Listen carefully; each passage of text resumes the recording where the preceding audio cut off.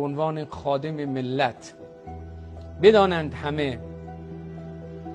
همه که در این عرصه به هیچ عنوان زخم زبونها، تبلیغات ناصواب، سخنان ناصحیح ما را مثل استاد و بزرگمون شهید بهشتی از میدان در نخواهد کرد. در این عرصه بنای مقاومت و ایستادگی برای خدمتگزاری به مردم خواهیم داشت. و از همین جا عاجزانه از پدر بزرگوارم تقاضا میکنم که برای موفقیت این حقیر و برای اینکه سرباز کوچکی باشم در این جامعه، دعای خیری است که شما خواهید کرد. 2 امام جمعه شهید داره تبریزه.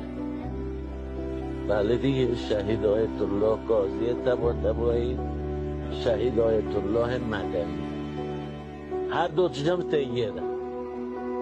ایشالله که سومی هم بونو ملحق بشه. ما سینه زدیم به صدا باریدن، هرچه که دم زدیم آنها دیدن.